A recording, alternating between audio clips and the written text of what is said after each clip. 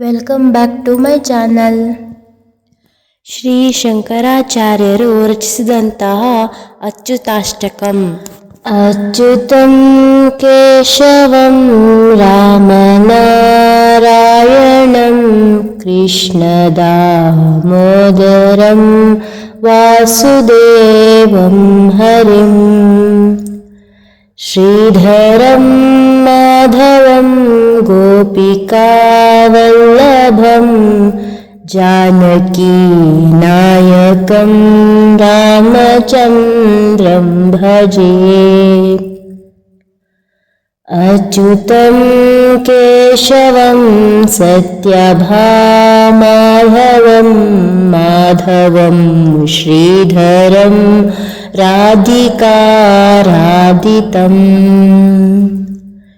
ಇಂದಿರಾಮಂದಿರಂ ಚೇತಸಾ ಸುಂದರಂ ದೇವಕೀ ನಂದನಂ ನಂದನಂ ಸಂದಧೇ.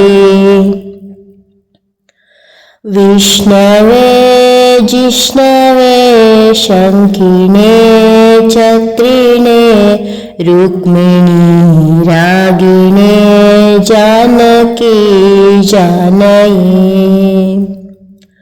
ವಲ್ಲಭೀ ವಲ್ಲಭಾಯಾರ್ಚಿತಯಾತ್ಮನೇ ಕಂಸವಿಧ್ವಂಸಿನೇ ವಂಶಿನೇ ತೇ ನಮಃ. ಕೃಷ್ಣ ಗೋವಿಂದ ಹೇ ರಾಮ ನಾರಾಯಣ ಶ್ರೀಪತೆ ವಾಸುದೇವಾಜಿತ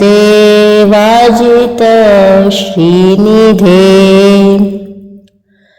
ಅಚ್ಯುತಾನಂತ ಹೇ ಮಾಧವ ಅಧೋಕ್ಷಜ ದ್ವಾಯಕ ನಾಯಕ ದ್ರೌಪದೀ ರಕ್ಷಕ. ರಾಕ್ಷಸಕ್ಷೋಭಿತ ಸೀತೆಯಾ ಶೋಭಿತೋ ದಂಡಕಾರಣ್ಯಭೂ ಪುಣ್ಯಥ ಕಾರಣಂ. ಲಕ್ಷ್ಮಣೇನಾನ್ವಿತೋ ವಾನರೈ ಸೇವಿತೋ ಅಗಸ್ತ್ಯ ಸಂಪೂಜಿತೋ ರಾಘವ ಪಾತು ಮಾಂ. ಧೇನುಕಾರಿಷ್ಟಃ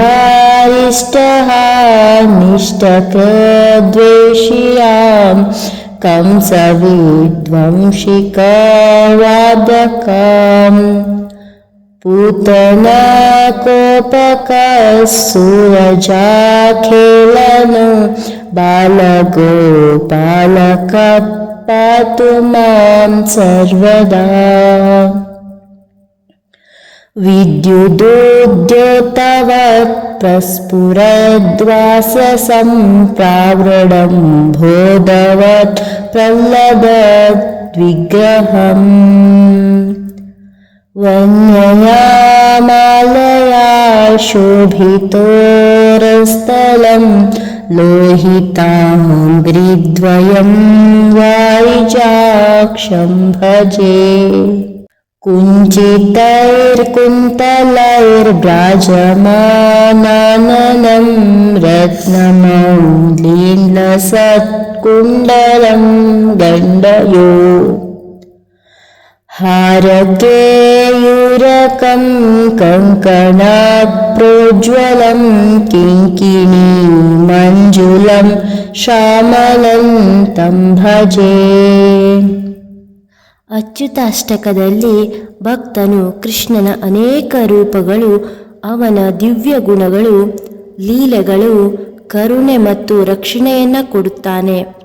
ಕೃಷ್ಣನನ್ನು ಅಚ್ಯುತ ಎಂದು, ತಪ್ಪದ ಏರಿಳಿತವಿಲ್ಲದ ಅವಿನಾಶಿ ಎಂದು ಕೊಂಡಾಡುವ ಸುಂದರ ಸ್ತೋತ್ರ. ಇದರಲ್ಲಿ ಭಕ್ತನ ಪರಮ ಪ್ರೀತಿಯ, ಸಮರ್ಪಣೆಯ ಮತ್ತು ಶರಣಾಗತಿಯ ಭಾವನೆಗಳು ಈ ಸ್ತೋತ್ರದಿಂದ ಸಂಪೂರ್ಣವಾಗಿ ಅನುಗ್ರಹವನ್ನು ಪಡೆಯಬೇಕೆಂದರೆ ಭಗವಂತನಲ್ಲಿ ಸಮರ್ಪಣೆ, ಶರಣಾಗತಿಯ ಭಾವನೆಗಳು ಮುಖ್ಯವಾಗಿರುತ್ತದೆ. ಸಬ್ಸ್ಕ್ರೈಬ್ ಮಾಡಿಕೊಳ್ಳಿಲ್ಲ ಅಂದರೆ ಸಬ್ಸ್ಕ್ರೈಬ್ ಮಾಡಿ, ಪ್ರೀತಿ ಪಾತ್ರರಿಗೆ ಶೇರ್ ಮಾಡಿ. Thank you.